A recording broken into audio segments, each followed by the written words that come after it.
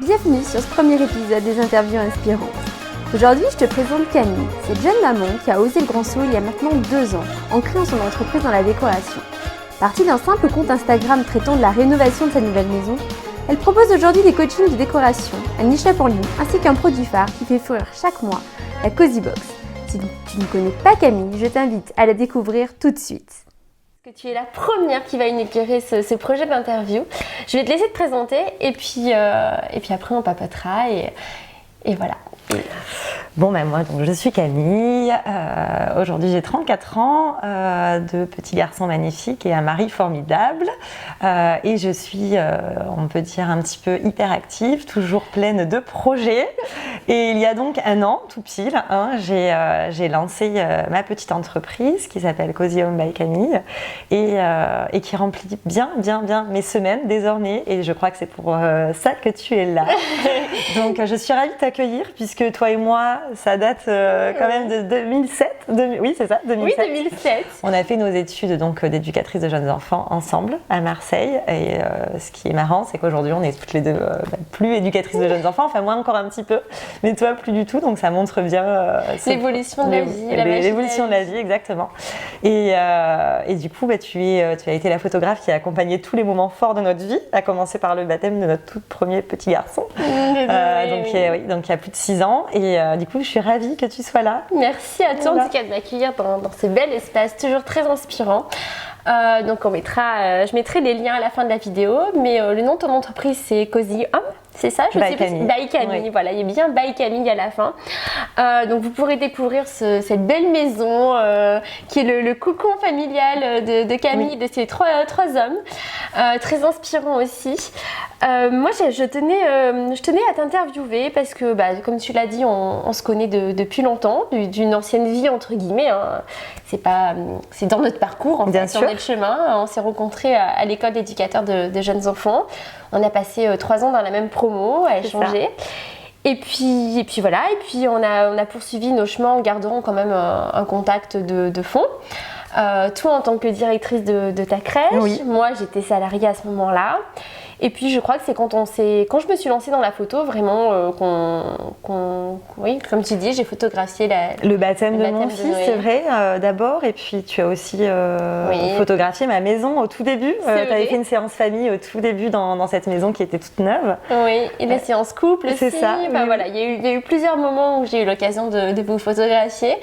J'avais envie de t'interviewer aujourd'hui parce que moi j'ai vu l'évolution, la construction de ton entreprise. Donc le baptême de Noé, ça remonte à 2017. 2017, donc nous sommes fin 2019, ça fait... Ouais, non, pas du tout, pardon.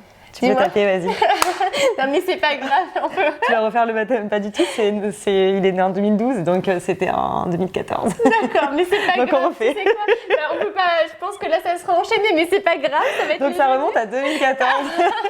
Je peux taper, j'ai tapé, mais c'est pas grave. Oui, 2014 en fait, donc ça fait 5 ans, c'est bien. Oui, ça me semblait, ouais, j'allais dire 4 ans. Parce qu'il avait 1 an et demi. Donc il y a 5 ans, je me souviens de cette belle décoration que tu avais fait chez tes parents. Et de ces mots que j'ai entendus de la part de tes amis qui te disaient « Camille, un jour, il faut que tu crées ton entreprise ». Mais en fait, en préparation de l'interview, tu me disais que la décoration, elle date pas du baptême en lui-même. Non, pas du tout. J'ai toujours baigné dans la déco puisque ma maman, même ma grand-mère maternelle, sont des grandes passionnées de déco. J'ai toujours vécu dans des jolis intérieurs. Il y a toujours eu des piles du magazine Art et Déco chez moi. J'ai toujours aimé ça et même dans le tout premier studio qu'on a eu avec mon mari, puisqu'on est ensemble depuis très longtemps. Donc on a notre tout premier studio de 15 mètres carrés à Aix. Je lui ai fait repeindre dans les couleurs à l'époque qui étaient tendance. J'ai toujours aimé me sentir bien chez moi, pouvoir me sentir vraiment dans mon cocon. Donc chaque même location qu'on a eue ont toujours été très bien décorées. J'ai toujours aimé décorer les événements, décorer quand je reçois, même pour un petit repas. Et c'est vrai qu'au baptême de Noé, où j'ai pris énormément de plaisir à tout faire à la main, vraiment c'était un grand bonheur de tout préparer et de pouvoir offrir ce joli moment à mes proches. On a commencé à me parler de cette idée de pourquoi pas un jour en faire mon travail. Mais à cette époque, j'étais pas du tout dans cette optique. J'étais bien à la crèche et je le suis toujours très bien d'ailleurs, puisque je vous en parlerai après.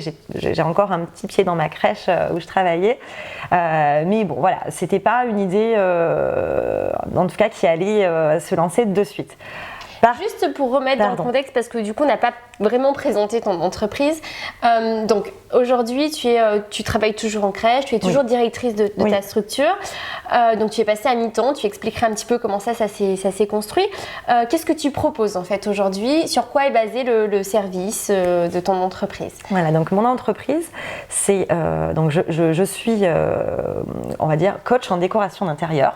Donc, j'accompagne des familles, des gens, des couples dans les projets de construction ou juste de rénovation ou de décoration de leur maison. Ça peut être juste des petits conseils par téléphone après l'envoi de photos et ils veulent juste un petit coup de pouce, ils veulent juste un petit peu d'inspiration, jusqu'à des projets beaucoup plus grands comme on a déjà fait où on rénove complètement en déco, pas en gros travaux, une maison pour en faire un foyer qui ressemble à la famille qui y vit. J'ai aussi un e-shop de décoration intérieure où je vends des articles de déco et surtout, je dirais que l'article phare de mon entreprise, c'est la Cozy Box. Donc c'est une box que j'ai eu l'idée de développer en novembre il y a un an. Je voulais proposer une box mensuelle comme on peut recevoir des box beauté ou autres comme il se fait déjà, mais une box c'est vraiment consacrée à la déco. Donc j'ai eu cette idée et quand j'ai eu cette idée, il a fallu que ce soit tout de suite parce que c'est un de mes défauts qui est aussi une qualité, mais voilà. Mais c'est quand même un gros défaut, mon mari pourrait vous le dire, mais quand je veux quelque chose, il faut que ce soit tout de suite. Et je me suis dit, allez, si tu as un projet, tu as une idée, lance-le avant que quelqu'un le fasse en fait, tout simplement. Puisque c'est intéressant cette notion. Parce que la déco, je trouve que c'est en ce moment c'est très tendance, c'est vraiment d'actualité. On décore les fêtes, on décore les maisons. Enfin, la déco fait vraiment partie de la société aujourd'hui. Et j'avais peur aussi que quelqu'un développe ce projet alors que ça faisait un petit moment que j'en parlais. Je me disais, ce serait bête en fait, donc de passer à côté. Tu sais le livre dont je te parlais tout à l'heure, donc en off, on parlait d'un livre qui s'appelle Comme par magie.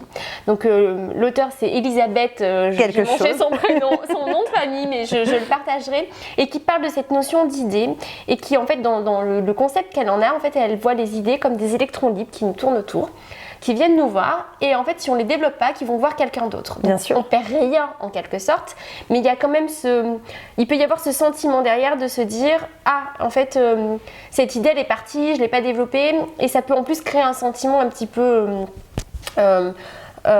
négatif envers soi-même. Bien sûr. On pourrait se renvoyer l'image, je suis pas capable, ou encore une fois, j'ai pas fait le truc.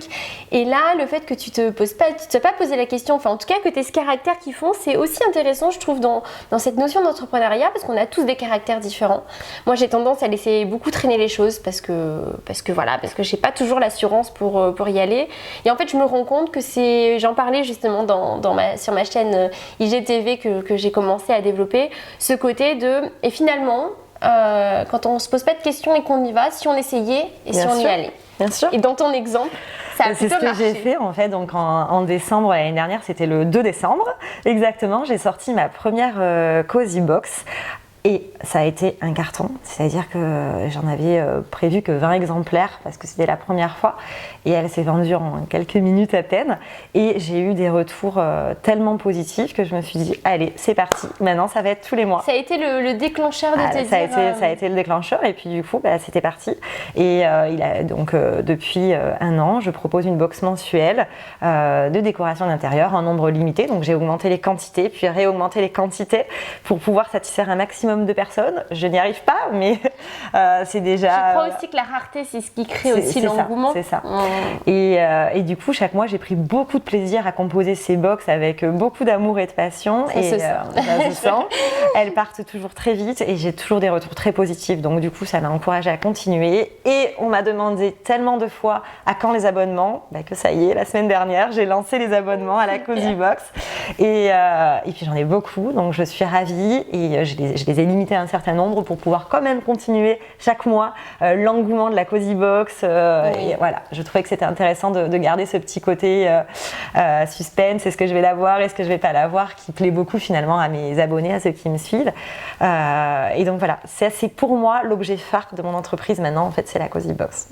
Et du coup, autour de ces 5 dernières années, on va dire dans le déroulé assez synthétisé, mais qu'est-ce qui est fait que tu es partie de cette passion pour la déco qui t'a toujours animée, qui était toujours là en fait, sans pour autant il me semble que tu aies un jour pensé en faire ton métier? Pas du tout, jamais. En fait, il me semble qu'au baptême de Noé, on t'aurait dit dans 5 ans, il y a Cozy Home by Camille qui existe, j'aurais dit, dans le souvenir que j'ai, bien sûr, tu rêves. Et du coup, en tout cas, aujourd'hui, avec cette prise de recul, qu'est-ce qui te donne le sentiment d'avoir grandi, enfin, d'être venu petit à petit vers ce chemin? Alors, je dirais en fait, donc effectivement, donc, le baptême de Noé et mon amour pour la déco, c'est certain. À ce moment-là, si on m'avait dit, est-ce que tu peux décorer le baptême, le mariage, je l'aurais fait avec passion. Mais jamais j'aurais pensé en faire un métier. Pourquoi?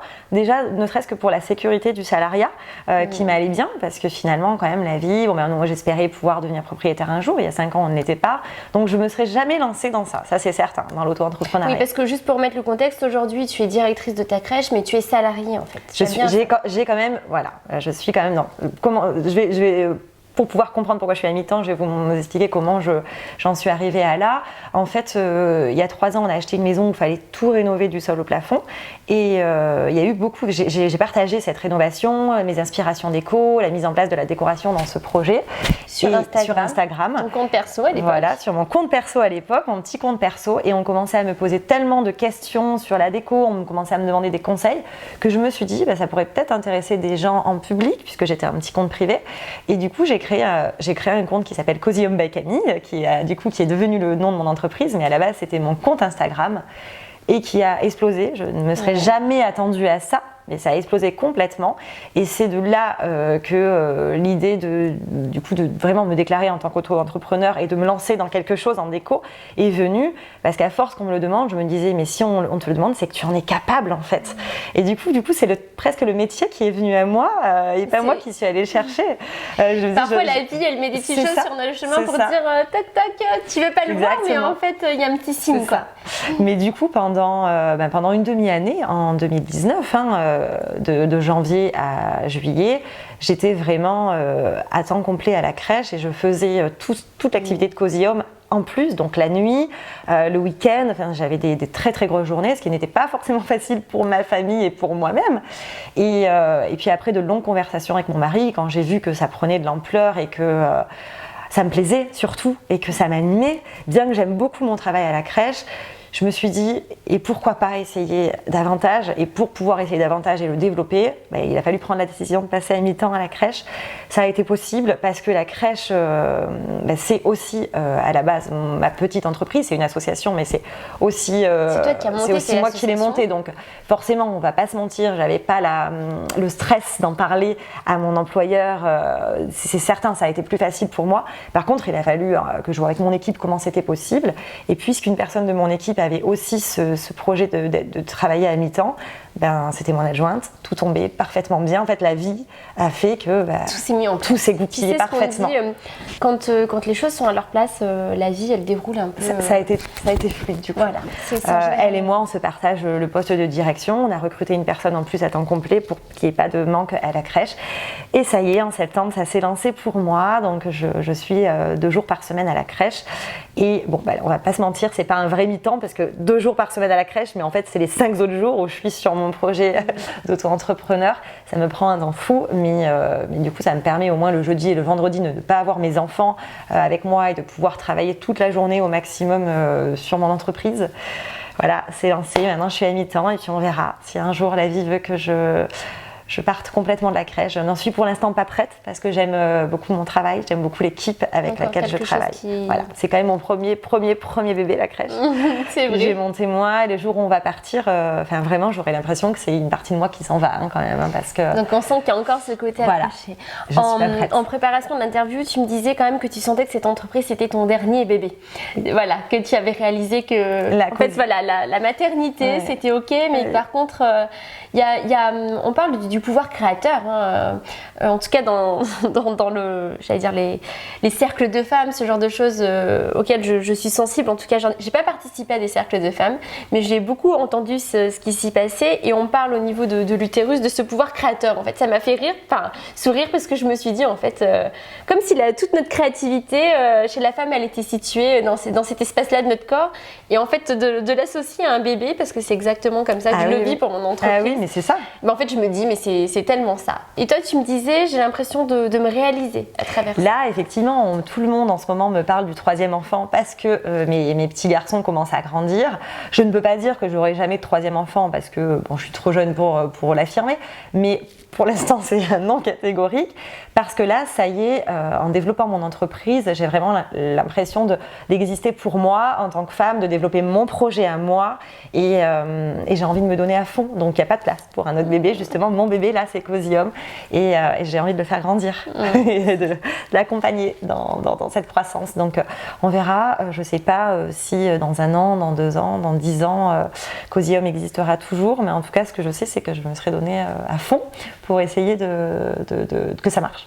En fait, je crois que si on n'essaye pas, on ne peut jamais savoir. C'est ça. C'est ce qui m'a animée, moi, en tout cas dans la photo, à un moment de me dire, au pire, je reviendrai au même endroit. C'est exactement ça. En fait. Exactement. Au pire, j'essaye, j'avance, et si ça ne marche pas, je reviens à la même place, mais je ne reviens pas dans le passé, je reviens à la même place, mais dans le futur, Bien en fait, sûr. avec une nouvelle moi, puisque j'aurais testé, j'aurais essayé des choses. Je crois qu'il y a toujours aussi ce côté prendre confiance en soi. Bien sûr, on en sort forcément plus grand de toute façon, même si ça ne marche pas. Enfin, je pense. Oui. Je pense, c'est ce que je dirais à quelqu'un qui a un projet mais qui n'ose pas. Bien sûr qu'il y a toujours la contrainte financière, parce que on va pas se mentir. Je pense que c'est pour ça que la majorité des gens n'osent pas se lancer. Il y a l'estime de soi, la confiance en soi, tout ça. Mais il y a surtout l'aspect financier.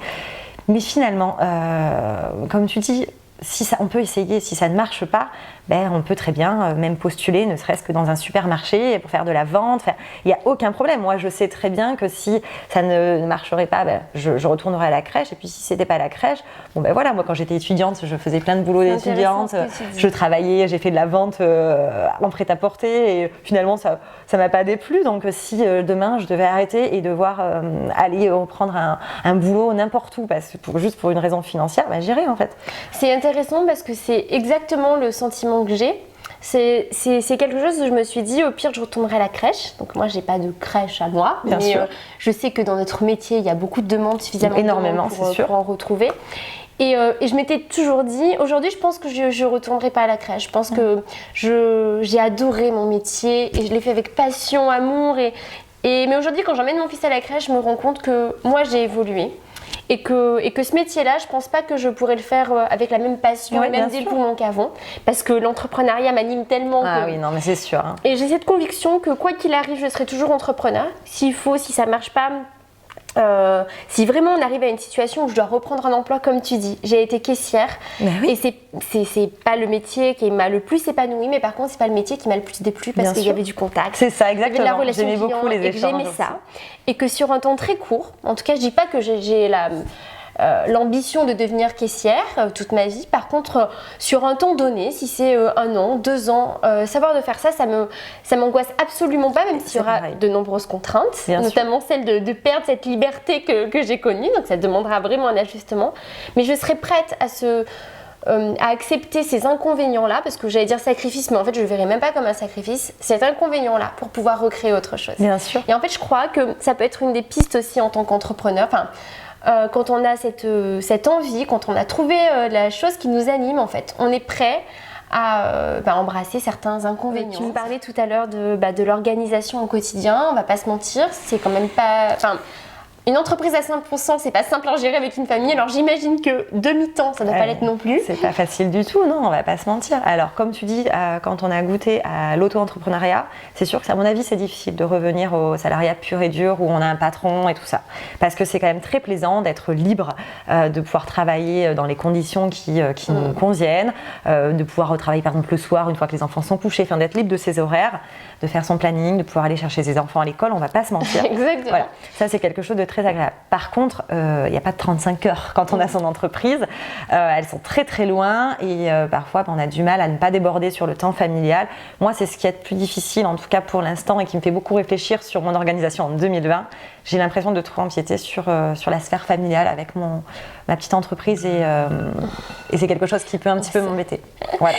Donc on va y travailler. Petit rappel pour des des soucis techniques. Mais voilà, c'est la première vidéo. Alors on a dit qu'on y allait comme ça. On fait une petite pause et puis on reprend dans 5 minutes. Bien. Bon, il risque peut-être d'y avoir des petites coupures dans notre montage. Première vidéo, mais c'est pas grave. Je vais reprendre l'exemple de tout à l'heure. Il y a des contraintes et tout, mais en fait si on n'y va pas, on le fait jamais. Donc du coup voilà, on est là aujourd'hui. C'est important. On le fait avec les conditions techniques qui se posent à nous. On était en train de parler de cette double casquette, de ce double emploi en fait, puisque tu es à mi-temps. Et je poursuivais en fait tout à l'heure en disant, on va pas se mentir, c'est quand même pas simple d'enchaîner les deux. L'entrepreneuriat a des avantages, mais j'imagine que déjà à 100%, gérer vie d'entrepreneur et vie de famille, c'est quand même, ça amène certaines problématiques. Quand je suppose que tu as 2 emplois, donc tout ça à gérer, ça peut être des plus simples. Et c'est ça, surtout qu'en fait, du coup, il y a quand même 2 jours par semaine où je suis à la crèche. Et finalement, mon activité sur Cosium me demanderait sans problème de travailler à temps complet dessus. Donc, je fais quand même sur les 5 autres jours de la semaine, dimanche y compris, parce que je ne sais pas m'arrêter, je le précise, ça peut certainement être très différent. Je suis toujours en train de travailler finalement et je me rends bien compte que ça empiète un petit peu sur la vie familiale. Donc oui, c'est pas simple. Et en même temps, pourquoi je travaille autant? C'est parce que ça me passionne. Oui. Finalement, j'aime énormément partager avec les personnes qui suivent mes projets. Je prends vraiment du temps pour répondre à chaque personne. Je suis toujours en train de dire oui pour tout un tas de projets. J'en développe toujours de nouveaux. Donc du coup, je m'arrête jamais. Et effectivement, ça empiète un petit peu sur mon temps de famille et mon temps perso. J'en ai plus du tout. On ne va pas se mentir. Donc ça fait partie des contraintes. Mais finalement, ces contraintes-là, à côté de tout le bonheur que ça m'apporte, à côté de toute la fierté qui se développe aussi, parce que c'est important, faut pas se mentir, moi j'ai pas forcément confiance en moi, ouais. Mais ce projet-là, c'est mon projet, donc du coup j'ai envie de le porter le plus haut possible et je fais mon emploi du temps et je suis quand même là pour aller chercher mes enfants à l'école et voilà, il y a beaucoup de points positifs, donc du coup les points négatifs qu'il y a, effectivement, on les accepte. C'est toujours une question de balance. C'est ça. Peut-être qu'à un certain moment de ton parcours, ça t'aurait pas été en état de l'accepter avec Absolument. Des enfants plus en bas âge. Exactement. C'est parce qu'ils sont plus grands, je pense que je le fais aussi. Oui, après je pense qu'il n'y a pas de modèle fixe, mais que c'est toujours propre à soi. Bien sûr. Et ce qu'on est prêt à accepter au jour J. Et je dis toujours. Aujourd'hui, l'entrepreneuriat, ça me passionne, mon entreprise, elle me passionne. Oui, il y a de nombreux inconvénients, comme tu dis. Par contre, ces inconvénients, je suis prête à les accepter au regard de tous les avantages que ça m'apporte. Peut-être que demain, il y aura d'autres éléments dans ma vie, d'autres éléments à prendre en compte qui feront que dans la balance, finalement, ces inconvénients, ils prennent plus de place que les avantages, et donc du coup je serai amenée à changer. En tout cas, il y a cette idée de passion, d'y aller, d'essayer, et c'est vraiment, je crois, le message que j'ai envie de faire passer aussi. Je veux pas pousser les gens à l'entrepreneuriat parce que c'est vraiment quelque chose de personnel, mais ce que je veux, il y a un message un peu d'espoir derrière, et de dire qu'en fait si on n'essaye pas, on ne pourra pas savoir, et toutes les deux on est bien placés pour le dire. Il y a 5 ans, j'étais encore moi aussi éducatrice de jeunes enfants. Et tu commençais la photo en même temps. Je commençais la photo en même temps. Finalement, en fait, je suis en train de réaliser 2007. Donc en fait, il y a 12 ans, nous nous sommes rencontrés. Je suis en train de dire, c'est pas 12 ans, si. Ça nous rajeunit pas. Il y a 12 ans, on était en formation, on rentrait à l'école d'éducateurs de jeunes enfants. Moi, je me souviens de cette victoire d'être rentrée à l'école de JE. Et en fait, 12 ans plus tard, ma vie elle a totalement changé. Il y a 4 ans, on m'aurait dit que je serais là aujourd'hui dans ce nouveau projet autre que qui dépasse même la photo pour toi, bien sûr. Et qui est de venir interviewer des jeunes femmes qui entrepreneurs, qui viennent de créer leur entreprise. Je t'aurais dit jamais. Et en fait, c'est ça aussi qui est beau, c'est la vie, elle nous porte. Et ça vaut le coup d'essayer, quoi. Ça vaut le coup d'essayer. Tout à l'heure, on disait, il y a cette idée de toute façon, au pire, si ça marche pas, on reviendra à la même place. Bien sûr. Il y aura toujours, en fait, je pense qu'il y a toujours une solution. Il y a toujours des solutions. Donc il faut tenter. La vie, elle est courte. Il faut la vivre à fond. On n'a qu'une vie. On va vivre qu'une fois. Alors quand on a une passion, il faut essayer en fait. Il faut essayer parce que c'est quel bonheur de pouvoir essayer, en tout cas de vivre de sa passion. Quel bonheur. Et du coup, voilà. Si ça marche pas, il y aura des solutions. Tu me disais tout à l'heure, je serais prête à retourner. Mais je serais prête à retourner chez Camailleux où j'ai travaillé pendant 3 ans quand je faisais mes études pour avoir un petit peu d'argent de poche. Je serais prête à retourner travailler à temps complet à la crèche avec beaucoup de plaisir. Enfin, je serais prête à faire plein de choses, mais je serais prête juste à subvenir aux besoins de ma famille en fait. Mais tout en disant, de toute façon, j'aurais essayé. Au moins, j'aurais essayé. D'avoir donné une chance à son rêve en fait. Voilà, je pense qu'on est prêt à vivre ses contraintes. Déjà, moi, je vois, c'est ok pour moi, par exemple, de retourner faire les métiers que je faisais étudiante, notamment caissière. Là, je travaillais dans une entreprise qui faisait de la sous-traitance pour les banques, à taper des montants de chèques toute la journée devant un écran. S'il faut. Je serais prête à le faire parce que du coup, j'aurais donné les moyens à mon rêve d'exister. Et je pense qu'on va pouvoir finir sur cette note pleine d'espoir. En tout cas, dire il y a toujours des solutions. C'est ça, il faut croire en soi. On peut croire en soi. Et puis peut-être qu'aujourd'hui, les personnes qui nous écoutent, elles ne sont pas prêtes. Et en fait, encore une fois, on n'est pas là pour pousser les gens vers une voie qui ne leur correspond pas. Faire cheminer une idée. Exactement. Il y a 4 ans, tu n'aurais pas imaginé être là. Mais ce serait intéressant de refaire une interview dans 4 ans. Ouais, dans 4 ans. Voir on va se donner rendez-vous dans 4 ans. Qu'est-ce qu'on pourrait te souhaiter pour cette année 2020 alors ? Alors que j'arrive à trouver peut-être une organisation qui me permette un équilibre plus juste entre famille et travail et quand même l'explosion dans tous mes projets peut-être. Voyons les choses en grand. Allez, vas-y, ose dire à voix haute où tu fin 2020. Moi honnêtement, j'ai l'idée que mes Cozy Box prennent beaucoup plus d'ampleur. Voilà. Honnêtement, je peux pas me centrer sur tout parce que c'est pas possible, sinon on fait mal les choses si on fait un peu tout. Mais honnêtement, les Cozy Box, je sens qu'il y a quelque chose. Donc c'est ça que tu as envie de développer en plus grand nombre et écoute, en tout cas, c'est tout ce que je te souhaite. Merci. Merci aussi pour ce que tu distilles autour de toi, tant par la décoration qui est par tous ces petits posts qui sont très inspirants, mais aussi par ce côté entrepreneur, parce que je trouve ça chouette. Tu partages beaucoup de toi aussi, beaucoup du backstage, j'ai envie de dire. Oui. Et c'est ça aussi, pour moi, c'est ça aussi qui est inspirant. La vie d'entrepreneur, n'importe quelle vie, c'est pas toujours tout beau, tout rose, mais par contre, tu as cette pêche, tu as cette banane de dire... j'aime ce que je fais et je trouve que quand on est passionné, ça rayonne autour de soi et ça fait du bien de voir des gens qui rayonnent et qui sont heureux et épanouis et c'est ce que je souhaite en plus à chacun, trouver sa voie, trouver son rêve, ce qui l'anime. Merci Camille. Merci à toi Elodie. Belle année 2020 à toi. Belle année toi aussi dans ce nouveau projet très chouette pour accompagner les entrepreneurs. À bientôt. À bientôt. Je vous dis à bientôt. Et je vous remettrai tous les petits liens en fin de vidéo pour pouvoir retrouver Camille, notamment sur Instagram. C'est là où tu es le plus présente en fait. C'est sûr. Et vraiment, je vous invite à découvrir son univers. Je vous souhaite une très belle journée et puis à la suite pour le prochain épisode. Bye bye. Cette interview est maintenant terminée. Un an après, ce que je peux te dire, c'est que l'entreprise de Camille a déjà bien évolué. Et mon petit doigt me dit que je ne tarderai pas à retourner la voir tout bientôt. D'ici là, je t'invite à découvrir d'autres portraits d'entrepreneurs qui, comme Camille, ont osé le grand saut. Alors n'hésite pas à t'abonner à la chaîne pour ne louper aucune inspiration. Et si, comme Camille, tu rêves toi aussi d'oser le grand saut un jour, j'ai un cadeau pour toi. Je te propose d'accéder dès aujourd'hui à un des outils de mon programme d'accompagnement en ligne. Cet outil s'appelle le tableau des peurs. Tu veux en savoir plus ? Je t'invite à découvrir tout ça dès la fin de l'article qui est consacré sur mon site. Tu trouveras le lien dans la description de cette vidéo, juste en dessous. Ensuite, un formulaire d'inscription te permettra de valider ton inscription et tu disposeras de ton accès dès la validation de celui-ci. Si tu as des questions, n'hésite pas à m'écrire à hello@oserlegrandssaut.fr. Oser avec un Z. À bientôt!